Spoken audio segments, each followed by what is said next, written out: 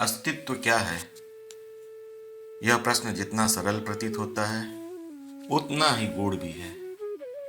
हम जो कुछ देखते हैं, सुनते हैं, अनुभव करते हैं, क्या वही अस्तित्व है या फिर कुछ ऐसा अस्तित्व है जो अनुभव करने वाले से परे है? अद्वैत वेदांत हमें यह समझाता है कि सृष्टि और सृष्टा दो नहीं बल्कि एक ही है।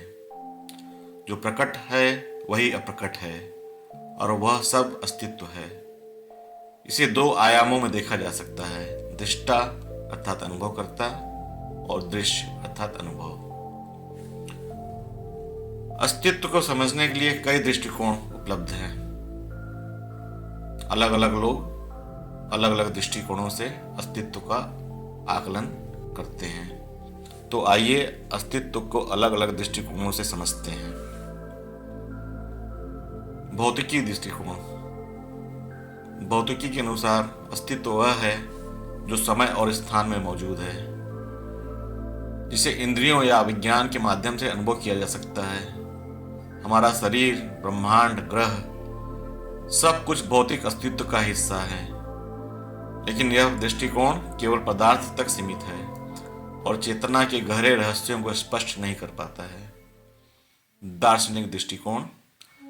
दार्शनिकों के अनुसार अस्तित्व केवल भौतिक नहीं बल्कि चेतना और विचारों का भी हिस्सा है। डिकार्टे ने कहा था, कोगिटो एर्गो सम, मैं सोचता हूं इसलिए मैं हूं।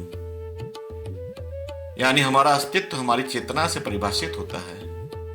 लेकिन अद्वैत वेदांत इससे आगे बढ़कर कहता है कि सोचने वाला भी एक अनुभव है और उसके पीछे जो है वही असली अस्तित्व है।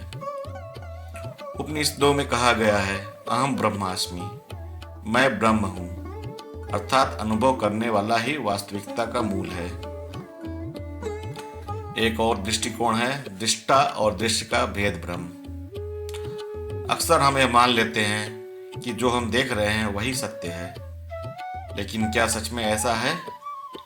यदि हम ध्यान से देखें तो पाएंगे कि देखने वाला और देखा जाने वाला एक ही चेतना के दो आयाम हैं, जैसे सागर और लहरें। लहरें सागर से भिन्न नहीं हैं, भले ही वे अलग अलग रूप में दिखती हैं। इसी प्रकार मिट्टी का घड़े से स्वर्ण का आभूषण से संबंध है।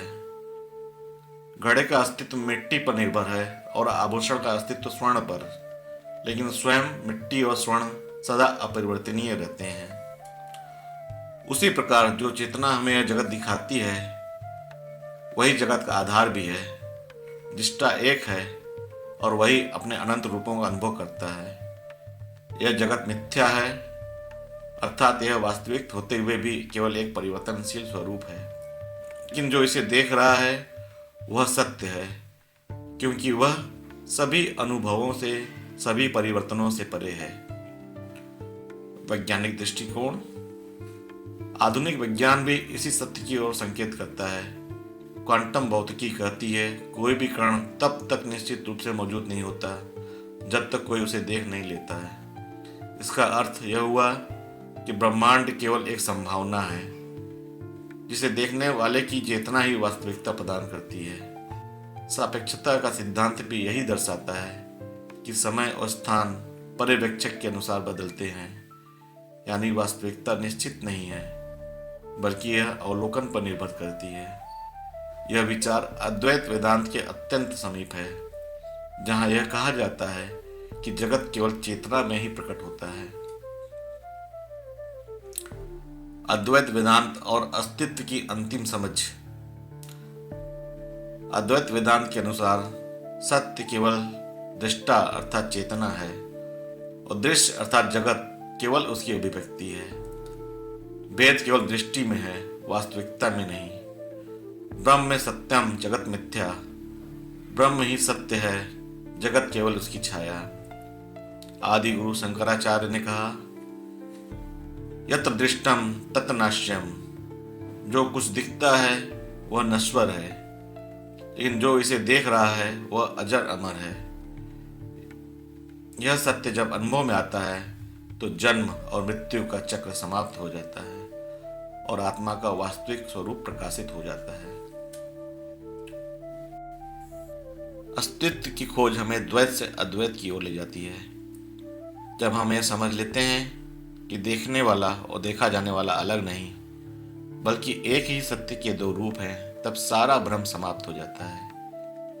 यही आत्मबोध का क्षण होता है। यही वह सत्य है जिसे शब्दों में पूरी तरह व्यक्त नहीं किया जा सकता, लेकिन जिसे जाना जा सकता है।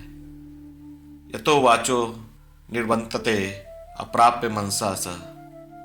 जहाँ शब्द और मन पहुँचने में असमर्थ हो जाते हैं, वहीं सत्य का अनुभव होता है।